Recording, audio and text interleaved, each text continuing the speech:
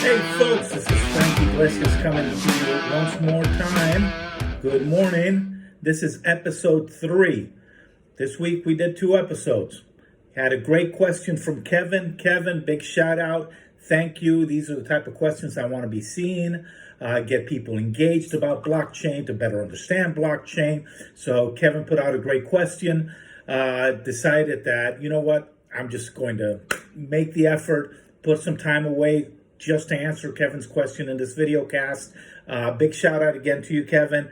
Happy 2021, everybody. This still is the first week of 2021, and we got 51 weeks. So Kevin's question is, how will Santo Blockchain Labs separate itself from other companies in the blockchain spectrum?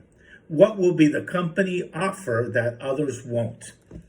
Well, folks, the first step of applied sciences is to understand that there is a problem, to be able to analyze the problem, to be able to know how to replicate the problem, so then you're able to solve the problem or curtail the problem.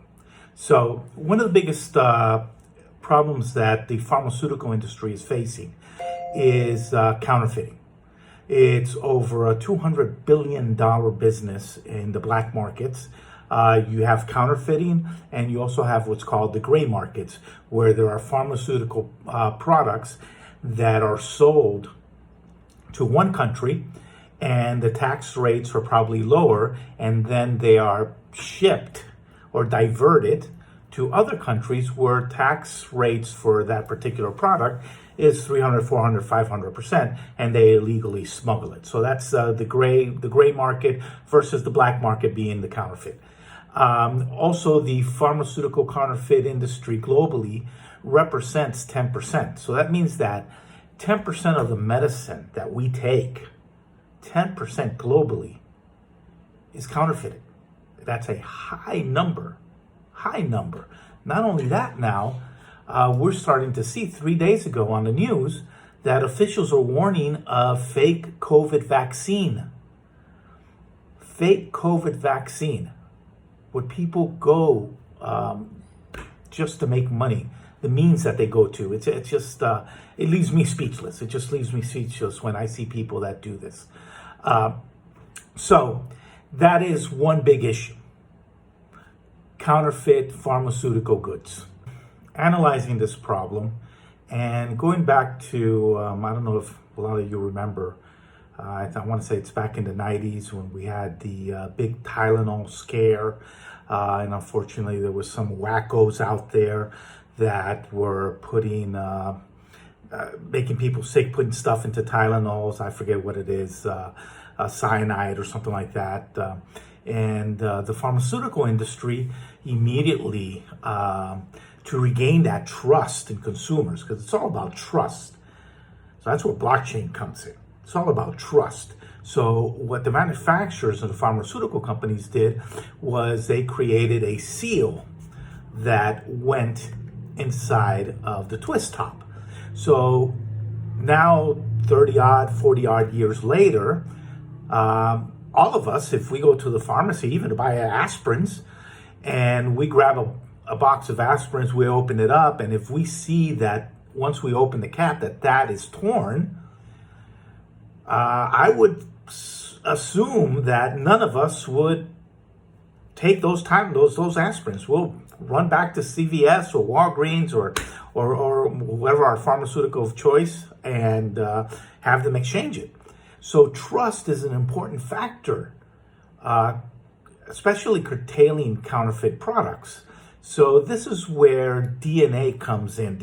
So this is where DNA tags come in. When we developed DNA tags, we analyzed what are the means to slow down, curtail, to make it difficult for counterfeiters. And the key component that we kept on seeing is putting obstacles, making each obstacle more difficult for them to counterfeit, that it basically just either slows them down or just makes them stop. So the design of the tag starts off with a holographic 3D imaging, multicolored. 6 different colors that we're using. So when you turn, and move the tag, you see a 3D image with different colors, unique. Could somebody copy that? Yes, somebody could copy that. But that's the first step. The second step is that we made the label that when you peel it, it's tamper-proof. It breaks off. So once it adheres to a product, it's very difficult. Or if not difficult, but when you do try to take it out, it's going to self-destruct. Now, one of the key components to DNA tags is the QR code. The QR code doesn't make it unique. It's what's behind the QR code. Each QR code for each tag is unique. Is unique on the blockchain. So we're using the Ethereum blockchain ecosystem. And these smart contracts are written in what's called an ERC 721, a non-fungible. Later, we'll sit down in the next episodes and we'll talk about fungible and non-fungible assets. But non-fungible basically is that each tag is unique, like our fingerprint. Each fingerprint is unique. So our tags in this instance are created unique with an ERC 721 non-fungible digital contract. This QR code is connected, encrypted, and connected to the blockchain via an ERC 721. So this is a 64-digit hexadecimal hex code that is alphanumeric. So alpha is 52 characters and numeric is 10. So that's 62 to the power of 64. Okay. Second, we put a random 8-digit hexadecimal sequence, which is underneath, you see right here, it's underneath the QR code. The 8-digit has a hexadecimal number, so that is 0, 1, 2, 3, 4, 5, 6, 7, 8, 9, A, B, C, D, E, F. Okay, so that's 15, 16 to the power of 8. Then we created another series of 8-digit hexadecimals, but that is a scratch. So basically what you have to do is when the tag is placed on the product, you grab your phone, you open up your camera, you just focus your camera on the QR code. It immediately goes out to a site. You put in the top number, and in this instance, you would put EF65A1DC. Then you would scratch, and whatever code you get underneath that scratch, once you scratch it off like a lottery ticket, you put in that code on your phone, and boom, it's going to give you all the information about that product. So it'll give you the SKU number. It'll give you what it is, the description of the product, a picture of the product. Okay, and you would see that it is unique. Now, if that product has previously been registered, it will tell you that it was registered. So maybe somebody scratched it, or maybe somebody's trying to counterfeiting. Now, one of the crazy things about this is that we decided to do a hackathon challenge and put out there in the internet $100,000 for anybody who would be able to hack one of our labels. And when you look at this, it's basically Quadratronics. It's 1 in 99 zeros. 1 in 99 zeros to be able to guess the correct sequence of numbers for a unique tag.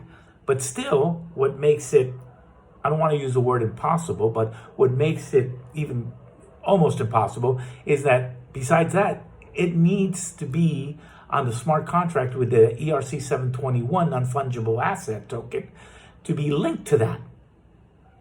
So if every product, every pharmaceutical product had a DNA tag where people could come up to it and scan it, and they could see, oh, wow, okay, this product is made by the manufacturer, it's not counterfeit, it's correct. Okay, I'm here in the Midwest, and this product, yes, it's supposed to be, it was shipped and it was supposed to be in the Midwest.